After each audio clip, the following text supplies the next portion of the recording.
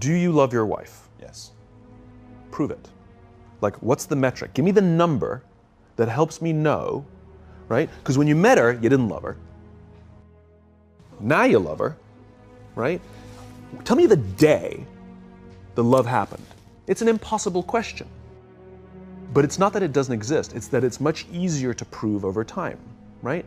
Leadership is the same thing. It's about transition. So if you were to go to the gym, it's like exercise, right? If you go to the gym and you work out and you come back and you look in the mirror, you will see nothing. And if you go to the gym the next day and you come back and you look in the mirror, you will see nothing, right? So clearly there's no results, can't be measured, it must not be effective.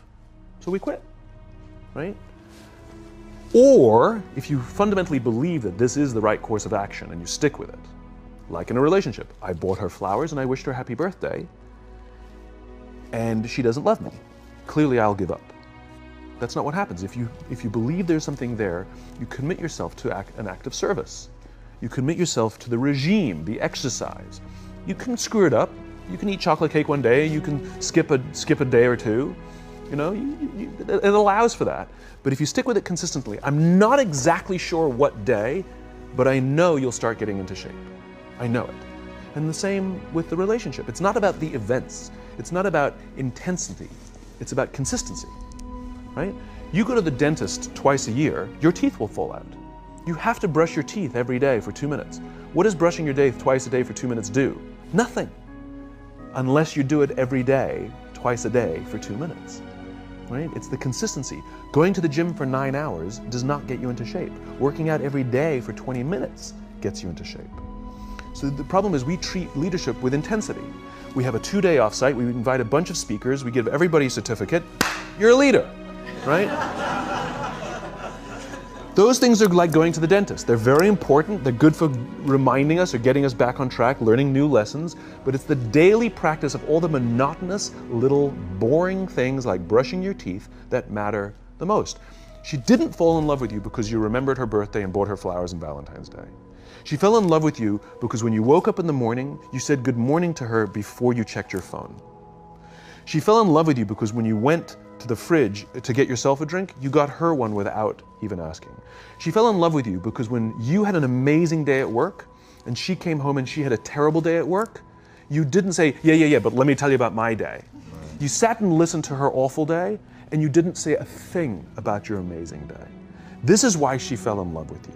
I can't tell you exactly what day, and it was no particular thing you did. It was the accumulation of all of those little things that she woke up one day and as if she pressed a button, she goes, I love him, right? Leadership is exactly the same. There's no event. There's no thing I can tell you you have to do that your people will trust you. It just doesn't work that way. It's an accumulation of lots and lots of little things that anyone by themselves is innocuous and useless.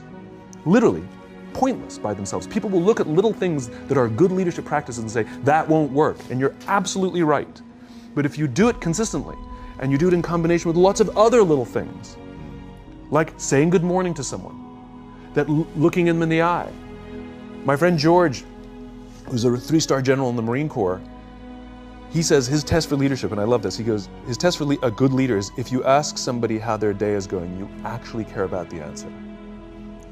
The number of times we're walking to a meeting, we're rushing, we go, how are you? Not good, I got to get to you later, I'm late for a meeting. Right. If you ask the question, you were standing there and you were listening to the answer. It's those little innocuous things that you do over and over and over and over that people will say, I love my job. Not I like my job. I like my job means, yeah, the challenge is great, they pay me well, I like the people. I love my job means, I don't want to work anywhere else. I don't care how much somebody else is willing to pay me. I'm devoted to the people here, and I care desperately about the people here as if they were my family. In business, we have colleagues and coworkers. In the military, they have brothers and sisters. That's how they think of each other.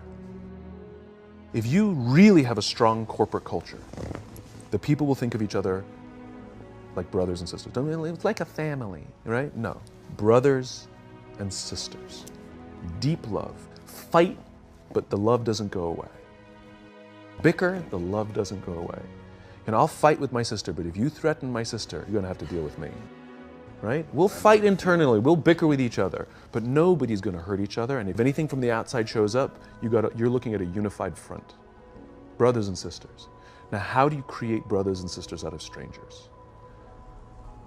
Common beliefs, common values, parents, in other words, executives who care about their children's success, who care to raise their children, teach them skills, discipline them when necessary, help them build their self-confidence so that they can go on and achieve something more than you could have ever imagined achieving for yourself. That's leadership.